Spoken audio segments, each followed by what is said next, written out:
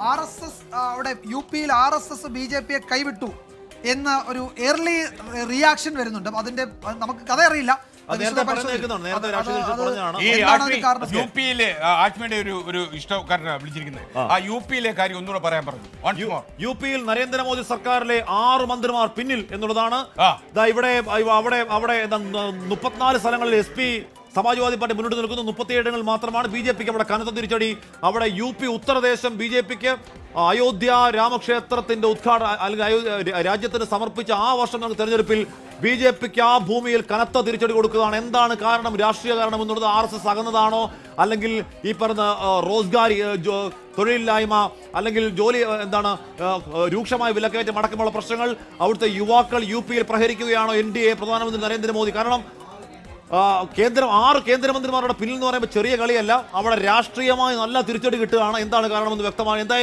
എന്തായാലും ഈ തെരഞ്ഞെടുപ്പ് ഏകപക്ഷീയമായ തെരഞ്ഞെടുപ്പല്ല, ഏതെങ്കിലും തരംഗമുള്ള തെരഞ്ഞെടുപ്പല്ല. ഒരു സാധാരണ തെരഞ്ഞെടുപ്പിൽ ഇഞ്ചോടിഞ്ച് പോരാട്ടം നടക്കുന്നു. അവിടെ എന്തും സംഭവിക്കാൻ സാധിക്കും. ഇപ്പോഴും NDA 290, ഇന്ത്യ സഖ്യം 230, മറ്റുള്ളവർ 23. തിരുവനന്തപുരത്ത് രാജീവ് ചന്ദ്രശേഖരന്റെ ലീഡ് 6618 കുറഞ്ഞു എന്ന വിവരം ഇപ്പോൾ വരുന്നുണ്ട്. അതുപോലെ വയനാട്ടിൽ രാഹുൽ ഗാന്ധി വലിയ ഭൂരിപക്ഷത്തിൽ ഏതാണ്ട് 1,38,618 വോട്ടുകൾക്ക് ലീഡ് ചെയ്യാണ്. തൃശ്ശൂരിൽ സുരേഷ് ഗോപിക്ക് ചെറിയ ആശങ്കയുണ്ടാക്കാവുന്ന ഒരു വിവരം വരുന്നുണ്ട്. ന്യൂനപക്ഷ വോട്ടുകൾ ഏറെയുള്ള ചില മേഖലകളിലേക്കാണ് ഇനി വോട്ടെണ്ണാൻ പോകുന്നത് എന്നൊരു വിവരം വരുന്നുണ്ട്. അത് ഏതെങ്കിലും തരത്തിൽ അദ്ദേഹത്തിന്റെ വിജയ സാധ്യതയെ ബാധിക്കുമോ എന്ന് നമുക്ക് പരിശോധിക്കണം.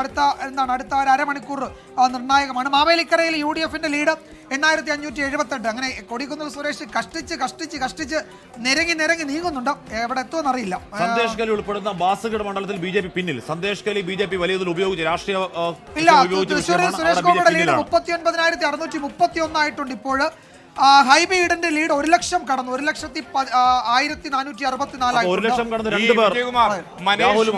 ഒരു പ്രേക്ഷകൻ ചോദിക്കുന്നു, ഈ എത്ര % വോട്ട് എണ്ണി കഴിഞ്ഞു? നമുക്കും അറിയില്ല കേട്ടോ. അത് നമുക്ക് ആ കണക്കുകളൊന്നും ഇലക്ഷൻ കമ്മീഷൻ പുറത്തുവിട്ടിട്ടില്ല, വ്യക്തമല്ല. ഇലക്ഷൻ കമ്മീഷന്റെ സൈറ്റുകളൊക്കെ നമ്മൾ പരിശോധിക്കുന്നുണ്ട്, നമ്മുടെ ബ്യൂറോകൾ പ്രവർത്തിക്കുന്നുണ്ട്. എന്നിരുന്നാലും നമുക്ക് കഴിയുന്നില്ല. ഇപ്പോൾ ഹൈബി ഈഡന്റെ ലീഡ് 1 ലക്ഷം അല്ലേ, 1 ലക്ഷത്തിന് കടന്നു. അതുപോലെ രാജീവ് ചന്ദ്രശേഖരൻ ലീഡ് ഇപ്പോൾ 6618 കുറഞ്ഞിട്ടുണ്ട്. അതുപോലെ സുരേഷ് ഗോപി അല്ലെ ന്യൂനപക്ഷങ്ങൾ അധിവസിക്കുന്ന പ്രദേശങ്ങളിലേക്ക് വോട്ടെണ്ണൽ കടക്കുന്നു. എന്നാലും നല്ല നമ്പറാണ്, അതങ്ങനെ എളുപ്പത്തിൽ കടക്കാൻ പറ്റില്ല. മലപ്പുറത്ത് 95,000-ലധികം വോട്ടിന് നമ്മുടെ UDFിലെ ET മുഹമ്മദ് ബഷീർ ലീഡ് ചെയ്യുന്നു എന്ന വാർത്ത. 1183 വോട്ടിന് ജോയി ആറ്റിങ്ങൽ ലീഡ് ചെയ്യുന്നു. നേരത്തെ ഒറ്റ ആലത്തൂർ മാത്രമായിരുന്നു. രണ്ടാമത് ഒരു സീറ്റിൽ ജോയിയാണ് 1183 വോട്ടുകൾക്കാണ്. പത്തനംതിട്ട ആന്റോ ആന്റണി 16,616 വോട്ടുകൾക്ക്. എറണാകുളത്ത് ഹൈബി 1,1464 വോട്ടുകളുടെ ലീഡാണ്. കെ സുധാകരൻ ലീഡ് 30,000 കടന്നു. 33,480 വോട്ടുകൾക്കാണ് കെ സുധാകരൻ മുന്നിൽ. അമേഠിയിൽ സ്മൃതി ഇറാനി വരുന്നുണ്ട്. ഒരു ഹോട്ട് ന്യൂസ്, അതായത് തിരുവനന്തപുരത്ത് 2 ലക്ഷം വോട്ടുകൾ മാത്രമേ എണ്ണിയിട്ടുള്ളൂ. അപ്പോഴാണ് ഈ കണക്ക്. ഇനി 5 ലക്ഷം വോട്ടുകൾ കൂടി എണ്ണാനുണ്ട്. അതുകൊണ്ട് നമുക്ക് തിരുവനന്തപുരത്തെ കുറിച്ച് ഒരു വിധി പ്രസ്താവന നടത്താൻ കഴിയില്ല. നമ്മൾ പോളണ്ടിനെ കുറിച്ച് മിണ്ടി പോകരുത് എന്ന് പറഞ്ഞാൽ തിരുവനന്തപുരത്ത് നമ്മൾ ആര് ജയിച്ചു എന്നും പറയാനുള്ള സമയമല്ല. 2.5 ലക്ഷം വോട്ടുകൾ മാത്രമേ എണ്ണിയിട്ടുള്ളൂ. ഈ കാര്യം നമ്മൾ റിപ്പോർട്ട് ചെയ്തറിയോ? PP ജെയിംസ് വിദേശ വാർത്തകൾ കൈകാര്യം ചെയ്ത് കേട്ടോ, നാവും ശരീരവും മനസ്സും ഒന്നുപോലെ വിദേശ രാജ്യങ്ങൾ അടിയറ വെച്ചിരിക്കുന്ന മാത്രമല്ല അങ്ങ് സ്വദേശത്തിന്റെ പിടിപാടുണ്ടെന്ന് ഇപ്പോൾ മനസ്സിലായി. അദ്ദേഹമാണ് നമ്മളെ ഫോൺ മുഖേന ഈ വിവരം അറിയിച്ചത്. താങ്ക്സ് മിസ്റ്റർ PP ജെയിംസ്, ജീവനോടെ ഇരിക്കുക. സുരേഷ് ഗോപി ലീഡ് 40,000 കിടക്കും. 40,625. സുരേഷ് ഗോപി തൃശ്ശൂർ സുരേഷ് ഗോപി ലീഡ് 41,000 കിടക്കുന്നു. 41,500. ഇപ്പോൾ തിരുവനന്തപുരത്ത് ഡോക്ടർ ശശി തരൂർ 6,618 വോട്ടുകൾ പിന്നിലാണ് എന്ന വാർത്ത വരുന്നു. അതായത് രാജീവ് ചന്ദ്രശേഖർ ഇപ്പോൾ 6,000-ലധികം വോട്ടുകൾക്ക് മുന്നിലാണ്. ഇപ്പോൾ ഏറ്റവും അവസാനത്തെ കക്ഷിയിൽ എങ്ങനെയാണ്? കേരളത്തിൽ 16 ഇടങ്ങളിൽ UDF, LDF 2 ഇടങ്ങളിൽ NDA 2. ഇതും ചരിത്രമാണ്. 2 സ്ഥലങ്ങളിൽ NDA ലീഡ് ചെയ്യുന്നു. BJP ഇവിടെ അക്കൗണ്ട് തുറക്കില്ല എന്നൊക്കെ അടിവരയിട്ട് പറഞ്ഞ ആളുകളൊക്കെ തന്നെ അമ്പരന്നിരിക്കുന്ന ചരിത്രം എഴുതുന്ന NDA 2 മണ്ഡലങ്ങളിൽ.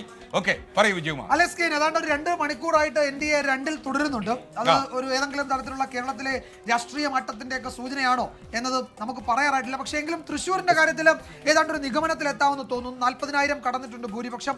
ഒരു ത്രികോണ മത്സരം നടക്കുമ്പോൾ ഏതാണ്ട് പകുതി റൗണ്ടുകൾ കഴിയുമ്പോഴും 41,000-ൽ പരം വോട്ട് അവിടെ സുരേഷ് ഗോപിക്ക് ലീഡ് കിട്ടുന്നുണ്ടെങ്കിൽ അത് അദ്ദേഹത്തിന്റെ ത്രികോണ മത്സരം ഉറപ്പായും ത്രികോണ മത്സരത്തിൽ ഈ സമയത്ത് ഉണ്ടാകുന്ന ലീഡ് അതിനിർണായകമാണ്. എസ് കെ ഇവിടെ കേരളത്തിൽ 2 ഉള്ളെങ്കിൽ കേരളത്തിന് പുറത്ത് 4 മണ്ഡലങ്ങളിൽ CPM ലീഡ് ചെയ്യുകയാണ്. ബംഗാളിലെ മുർഷിദാബാദ്, മുഹമ്മദ് സയ്യിദ്, തമിഴ്നാട് ദിണ്ടിഗൽ, മഥുര, രാജസ്ഥാനിലെ സിക്ക.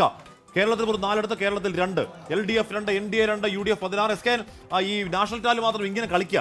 290 NDA, 230 India. കുറെ സമയമായിട്ട് ഈ ഒരു റേഞ്ചിൽ കിടന്ന് കളിക്കണം. അപ്പൊ എത്രത്തോളം വലിയ പോരാട്ടം നടക്കുന്ന ഒരു സൂചനയാണ് എസ് കെ. ഓരോ മണ്ഡലങ്ങളും ഇഞ്ചോടിക്കുക. ഉയിര് വിട്ട ആൾ എണ്ണിക്കൊണ്ടിരിക്കുക. അപ്പൊ നമുക്ക് നമ്പർ മാറ്റാൻ പറ്റൂ. അവിടെ ആകെ ആൾക്കാർ ചങ്കിടിപ്പ് കൂടി അല്ലേ? ചങ്കിടിപ്പൊക്കെ വല്ലാതെ. ഇതിലെ പ്രശ്നം വെച്ചാൽ BJPക്ക് മാത്രം 230 സീറ്റേ ഉള്ളൂ ഇപ്പൊ നിലവിൽ. അത്രേ അപ്പോ ഉള്ളൂ. ഈ നില തുടരുകയാണെങ്കിൽ ഘടകകക്ഷികളെ ഇല്ലാതെ അവർക്ക് ഒരു സർക്കാർ ഉണ്ടാക്കാൻ പറ്റില്ല. അപ്പൊ അവരുടെ ബാർഗനിങ് കപ്പാസിറ്റി കുറയും അല്ലേ? ഗൺ പോയിന്റിൽ നരേന്ദ്രമോദിക്ക് അഭിപ്രായം പറയാൻ പറ്റില്ല. നരേന്ദ്രമോദിക്ക് പ്രധാനമന്ത്രി ആവണമെങ്കിൽ നരേന്ദ്രമോദി വലിയ വിട്ടുവീഴ്ച ചെയ്യേണ്ടി വരും ഇത്തവണ. ഒരുപാട് നമ്മൾ സംസാരിക്കുന്ന 11യുടെ കഥയാണ് ഞാൻ പറയുന്നത്. നരേന്ദ്രമോദി പ്രധാനമന്ത്രിയായി ഈ ഘടകകക്ഷികൾ അംഗീകരിക്കണം.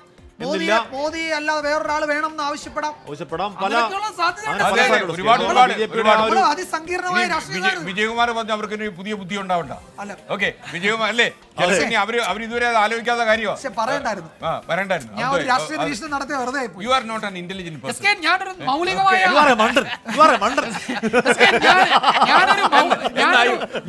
ഞാൻ അങ്ങനെ തുറന്നു പറയുന്നത്. ഞാനൊരു മൗലികമായ ഒരു കാര്യം പറഞ്ഞപ്പോ അതിനെ പ്രോത്സാഹിപ്പിക്കുന്നതിന് ഒരു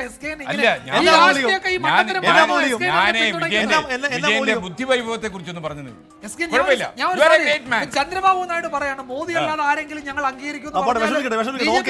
എന്റെ ജീവിതത്തിൽ ഏറ്റവും വഴിത്തിരിവായത് ഞാൻ വിജയനെ കണ്ടുമുട്ടിയതിനു ശേഷം.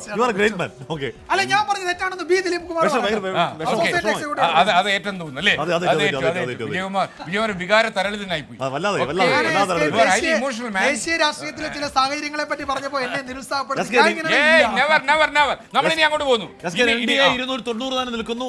ഇന്ത്യ 230 തന്നെ നിൽക്കുന്നു. അവിടെ തന്നെ നിൽക്കുക. കാരണം എന്താ സംഭവിക്കുന്നത് മനസ്സിലാവുന്നില്ല. അതുപോലെ UDF 16 ചിലപ്പോ വോട്ടെണ്ണുന്നുണ്ടാവും. എന്തായാലും കെ രാധാകൃഷ്ണൻ ഇപ്പോൾ 10,000-ലധികം വോട്ടുകൾക്ക് ആലത്തൂരിൽ മുന്നിലാണെന്ന് വാർത്ത വരുന്നുണ്ട്. ഇപ്പോൾ ഏറ്റവും അവസാനത്തെ കക്ഷിയിലെ കേരളത്തിൽ UDF 16, LDF 2, NDA 2, 16-2. Shafi പറമ്പിലിന്റെ lead 32,602 അതുകൊണ്ടാണ് ടീച്ചർ നേരെ ഇറങ്ങി വന്നിട്ട് ഇവിടെ UDF അനുകൂല തരംഗം ഉണ്ടെന്ന് പറഞ്ഞിട്ട് പോയത്. ലോകത്തെവിടെയായാലും ഏത് സമയത്തും 24 വാർത്തകളും ഓഗ്മെന്റഡ് റിയാലിറ്റി പാക്കേജുകളും എക്സ്പ്ലെയിനറുകളും വിശദമായി കാണാൻ ഞങ്ങളുടെ YouTube ചാനൽ നിങ്ങൾക്ക് സബ്സ്ക്രൈബ് ചെയ്യാം.